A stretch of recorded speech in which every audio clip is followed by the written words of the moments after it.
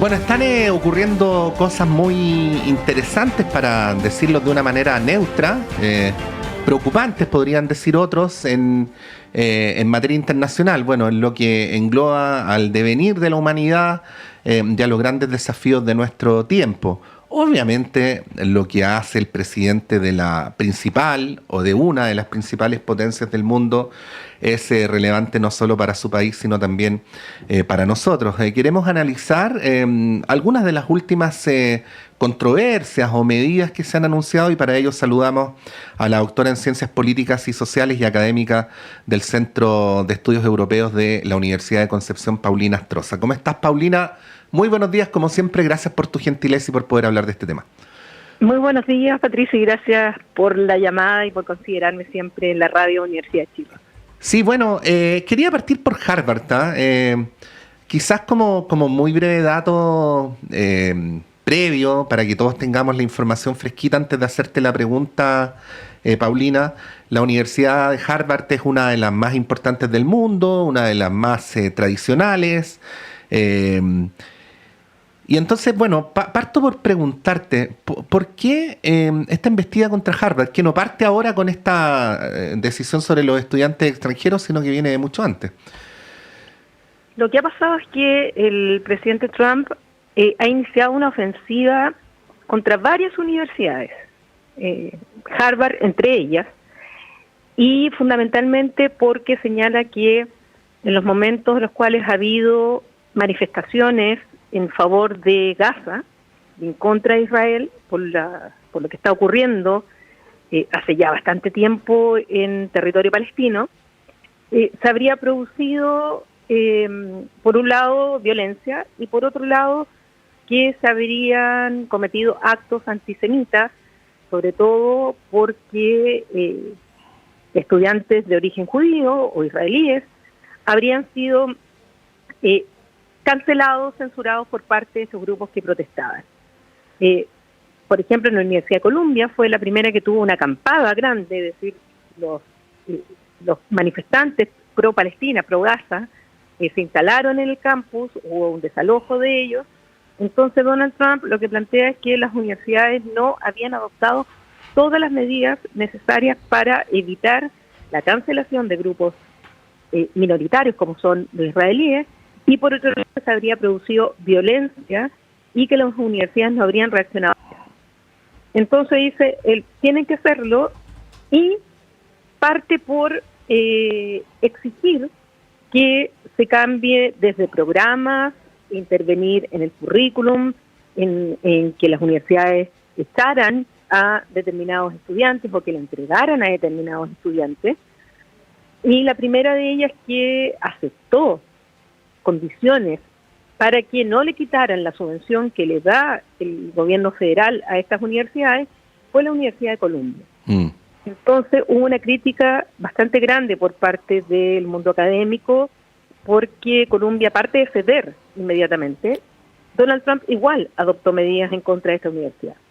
Y después siguió con las otras, y en el caso de Harvard, le pidió que le entregara la lista de estudiantes para poder ver quiénes habían estado o no en condiciones en estas manifestaciones, y Harvard se niega. Entonces Harvard entra en un pulso con el presidente de los Estados Unidos, en que no quiere hacer lo que otras universidades habían aceptado, y le dicen que no lo van a hacer, que tienen autonomía, que no corresponde que el presidente se meta dentro de lo que significa los currículum, lo que se puede o no se puede enseñar.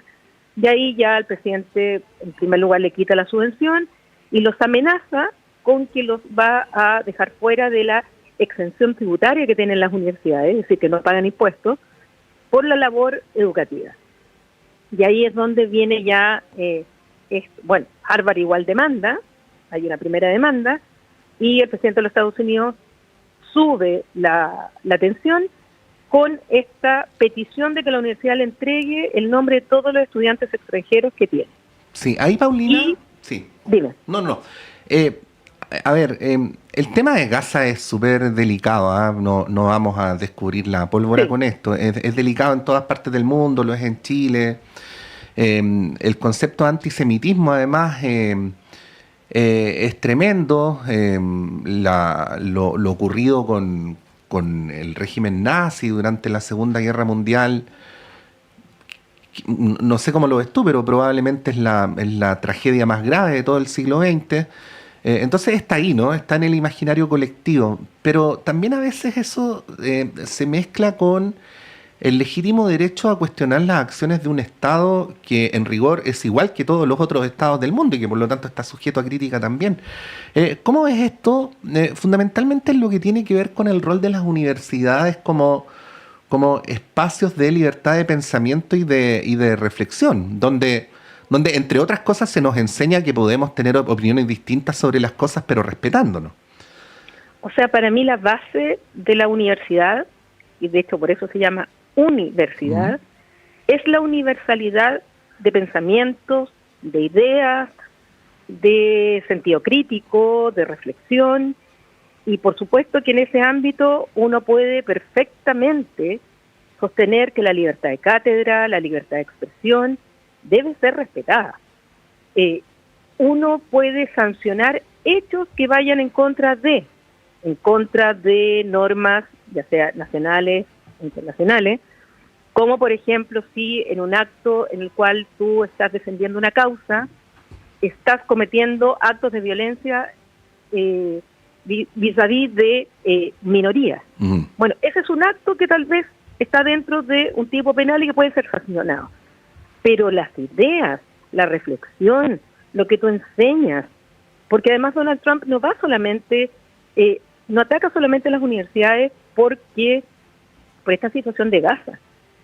Interviene en los currículum, por ejemplo, para que no se haga ningún tipo de investigación en relación a los trans, o lo que tenga que ver con los antivacunas, o sea, como son antivacunas, sobre todo su secretario de salud o ministro de salud, Robert Kennedy. Bueno, entonces toda la investigación que va en ese sentido también quiere que se elimine. O sea, hay un factor ideológico muy claro que está tratando de intervenir los programas de lo que se le enseña a los estudiantes. Y eso, en un Estado de derecho, un Estado democrático, no puede pasar. El sectarismo no tiene cabida en universidades que se consideren como tales. Ahora, dicho como y tú eso que está ocurriendo sí. en Estados Unidos es muy grave cuando las mejores universidades del mundo están justamente ahí. Es parte de su poder blando, como decía el recientemente fallecido Joseph Nye, Sí. que durante años estuvo a cargo de la Escuela de Gobierno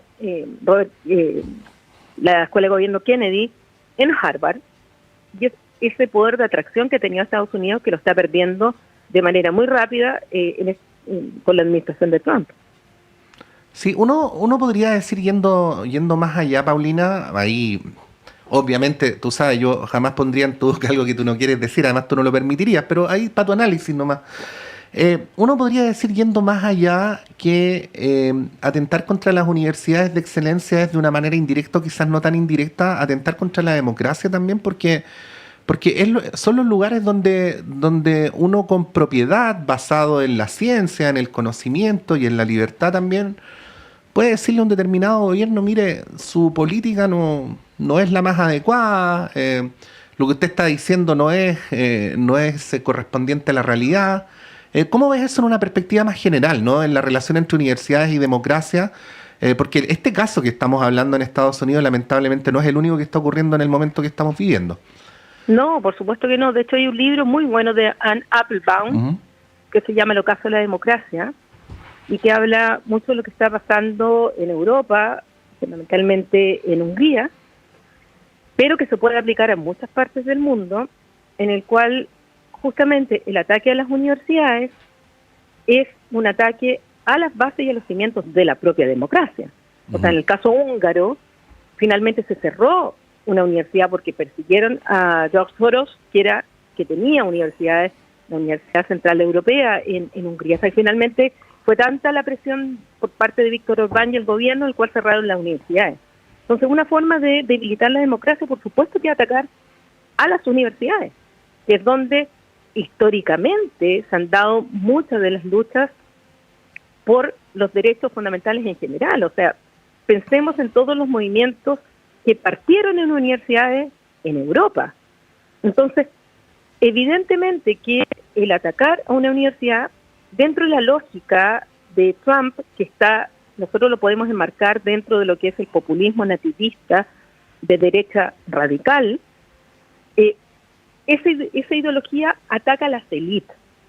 Y dentro de esas élites, para Trump y para su grupo, están las universidades. Y dentro de las universidades, por supuesto, las universidades más ricas que hay en Estados Unidos y que al mismo tiempo son mucho más progres. Entonces, ataca, ¿a cuáles ataca? Ataca sobre todo las que están en el lado más demócrata, como es Harvard, como es la misma Columbia, la Universidad Brown, y así tiene un listado de universidades que las está atacando, y la forma de atacarlas es por medio del financiamiento, es por medio de la exención tributaria, que eso es lo que está amenazando, y ya exigiendo que le entregue. O sea, y lo último que hizo fue decretar la prohibición que Harvard tenga estudiantes extranjeros.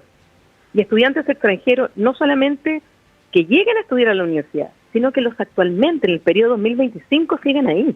Entonces, Harvard tiene un 27%, según lo que señalan ellos, un 31%, según lo que señala Trump, de estudiantes extranjeros. ¿Y cuál es la lógica que presenta Trump para que su electorado duro y sobre todo el estadounidense lo apoye? Es que él dice, nosotros le damos muchos millones de dólares, billones de dólares a esta universidad, siendo que hay un 31% de estudiantes extranjeros y le estamos pagando a los extranjeros. En vez que hay muchos estudiantes estadounidenses que quisieran estudiar en esta universidad y no pueden entrar y los extranjeros le quitan el cupo. ¿Encuentran ustedes que es justo que le paguemos a extranjeros y no a estadounidenses para que entren a esta universidad? Entonces, él plantea que hay que reducir los extranjeros, incluso que no haya extranjeros y que todos sean estadounidenses los que tengan el acceso a Harvard. Así lo plantea a su masa dura, digamos. Como nuevamente utilizan esto de la justicia. Trump siempre habla de que el mundo ha sido injusto con ellos, que el mundo se ha aprovechado de Estados Unidos. Entonces, una forma en que se está aprovechando el mundo de Estados Unidos es que muchos estudiantes extranjeros se van a estudiar a la mejor universidad que recibe billones de fondos estatales de los propios Estados Unidos. Sí, Entonces, hay que entender cómo lo plantea él para que uno entienda también por qué en Estados Unidos tiene apoyo a este tipo de... Claro. Estamos conversando a esta hora de la mañana con Paulina Astroza. Ahora, esto que está diciendo Trump, déjame plantearlo de otra manera, porque mientras te escuchaba, Paulina, y a propósito de la Segunda Guerra Mundial, me acordaba de cómo Estados Unidos se benefició extraordinariamente de haber acogido a todos esos intelectuales, filósofos, cientistas sociales, artistas, que tuvieron que huir de Europa durante la Segunda Guerra Mundial. O sea, de hecho, eso produjo un florecimiento intelectual, artístico en Estados Unidos impresionante. Podríamos nombrar una lista bastante larga, ¿no? Cuando un estudiante extranjero de excelencia, por cierto, porque estamos hablando de las mejores universidades del mundo, va a estudiar a una universidad de un país que tiene la capacidad económica para recibirlo, entiendo que ese país también se beneficia, no solamente porque ese estudiante puede hacer carrera en la misma universidad, y uno podría decir, entonces reciben a las mejores mentes pensantes del mundo, sino también por la influencia, ¿no? O sea, me pregunto, y ahí ya te devuelvo la palabra, ¿cuánto quisieran las universidades chinas tener la influencia que tiene Estados Unidos en la formación de la élite científica e intelectual mundial, ¿no? ¿Qué podría decir a ese respecto? Bueno, que tienes toda la razón, y de hecho ya eso que tú mencionas al final ya partió. Primero, por supuesto que el país que recibe a los talentos del mundo que quieren estudiar en sus universidades es un tremendo privilegio. Que Harvard tenga a las mejores mentes del mundo que quieran estudiar allá, que le enseñen sus métodos, que le enseñen su visión del mundo, esto mismo de la apertura, la diversidad, la no discriminación, la no segregación, etcétera, gana el país, gana Estados Unidos, gana Harvard, como tú decías, muchos se quedan allá, y los que se vuelven a sus países traen eso y lo llevan a sus países. Ese es el poder blando del cual hablaba Joseph Nye, que es la difusión de las ideas a través de la educación. La educación es uno de los móviles políticos incluso más importantes para poder tener influencia en el mundo. Por eso se dan becas, hay becas del gobierno XXX, para que se vayan a estudiar a sus universidades, porque saben, cuando uno vuelve con esa experiencia, con esas ideas que trajo. Yo, obviamente, mucho de lo que enseño, lo enseño muy con el tinte de Europa y de la Universidad Católica Lovaina, donde estudié 6 años. Es obvio que uno trae eso. Hay una simpatía inevitable por aquel lugar, ¿no? O sea, se produce... Por supuesto. Claro. Y uno aprende una forma de entender el mundo que sería muy distinta si yo hubiese estudiado en una universidad china, por ejemplo. Ahora, lo que está ocurriendo es algo que era obvio que iba a pasar, porque espacio que deje Estados Unidos, espacio que lo va a llenar alguien. Y ese alguien son chinos, ese alguien es Europa, ese alguien puede ser India, etcétera. Son los que hoy día están en este juego, en la turbulencia que nos encontramos hoy día, hay una reestructuración del poder.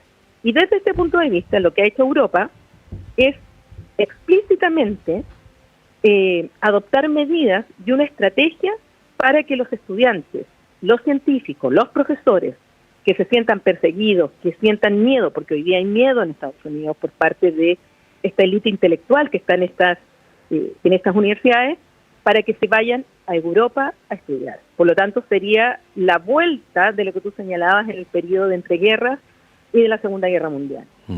Y ya hay científicos, ya hay académicos que están volviendo a Europa, y muchos de ellos cuyos padres o abuelos llegaron a Europa y tienen muchos de ellos origen judío también, o tienen origen europeo, perseguidos en la guerra, o arrancando de la pobreza de Europa en ese momento, y hoy día ya están volviendo a Europa. Pero China también. De hecho, escuchaba el otro día que uno de los científicos más importantes de Estados Unidos en inteligencia artificial ya fue contratado por una universidad china. O sea, los chinos ya están echando a andar la máquina también para traer esos cerebros que Donald Trump lo está echando. O sea, no es un balazo en uno de los pies, es un balazo en los 2 pies.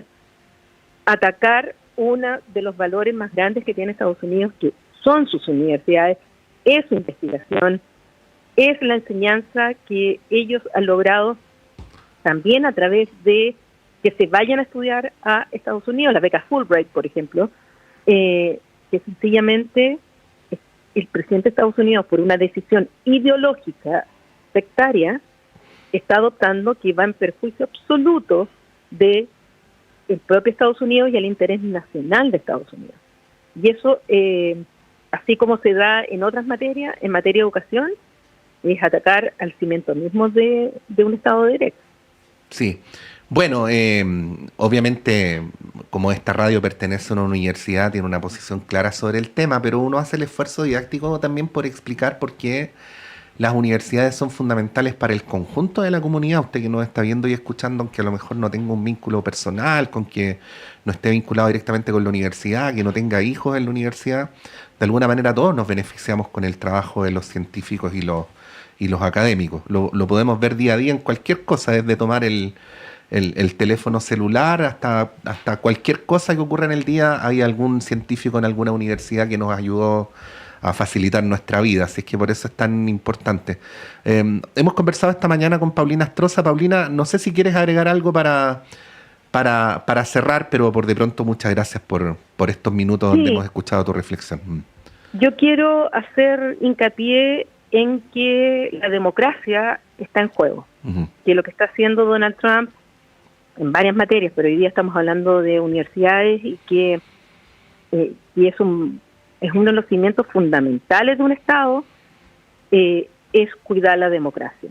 Yo recomiendo el libro de Anne Applebaum, El ocaso de la democracia, de ver cómo se va destruyendo. Hay otros libros que son muy importantes, también otros autores que ya venían desde antes planteando esto, y Donald Trump de manual está siguiendo justamente lo contrario que hay que hacer para reforzar el Estado de Derecho, para reforzar la democracia, y eso en definitiva significa el respeto de las mayorías y de las minorías, porque también las minorías israelíes o judías merecen respeto, así como también aquellos que quieren manifestarse pacíficamente en favor de una causa como es la causa palestina o lo que está ocurriendo en Gaza.